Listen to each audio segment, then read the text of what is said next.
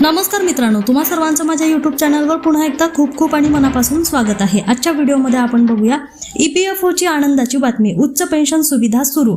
पहा कोणाला याचा फायदा होणार। व्हिडिओला सुरुवात करण्याअगोदर तुम्हाला एक विनंती, चॅनलवर पहिल्यांदाच भेट देत असाल तर चॅनलला सबस्क्राइब करा आणि व्हिडिओला एक लाईक करायला विसरू नका। चला तर मग सुरू करूया आजच्या व्हिडिओला। नमस्कार मित्रांनो, EPFO ने उच्च पेन्शन योजना पुन्हा सुरू केलेली आहे, ज्यामुळे काही कर्मचाऱ्यांना उच्च पेन्शन योगदान देण्याची परवानगी मिळाली आहे। 1 सप्टेंबर 2014 पूर्वी कर्मचाऱ्यांना त्यांच्या मूळ पगाराच्या आधारे त्यांचे पेन्शन योगदान वाढवण्याचा पर्याय होता आणि आता हा लाभ पुन्हा मिळू शकतो। कर्मचारी भविष्य निर्वाह निधी संघटनेने काही आनंदाची बातमी जाहीर केलेली आहे। एका स्पष्टीकरणात त्यांनी म्हटले आहे की उच्च पेन्शनशी संबंधित तरतूद, ज्यामुळे काही कर्मचाऱ्यांना त्यांच्या मूळ पगार आणि महागाई भत्त्यावर आधारित त्यांच्या पेन्शनमध्ये योगदान देण्याची परवानगी होती, ती पुन्हा सुरू करण्यात आलेली आहे।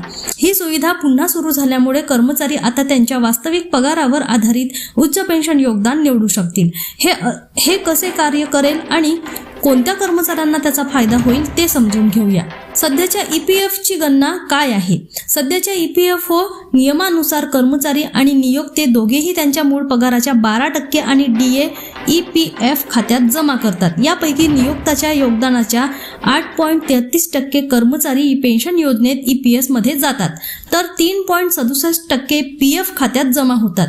EPS मध्ये जमा केलेले पैसे कर्मचाऱ्याला निवृत्तीनंतर मासिक पेन्शन म्हणून मिळतात। या कर्मचाऱ्यांना या लाभाचा फायदा होईल।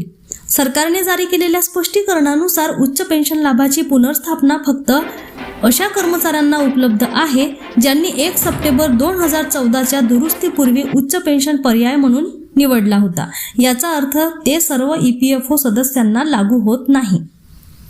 बिझनेस टुडे मध्ये प्रकाशित झालेल्या एका वृत्तात अधिकाऱ्याच्या हवाल्याने म्हटले आहे की हा नवीन लाभ नाही, तर केवळ मागील तरतुदीची पुनर्स्थापना आहे। तथापि 2014 मध्ये वेतन मर्यादा लागू झाल्यापासून सुरू असलेल्या गोंधळाचे निराकरण करण्याच्या दिशेने EPFOच्या या पुनर्संचयाकडे एक मोठे पाऊल म्हणून पाहिले जात आहे।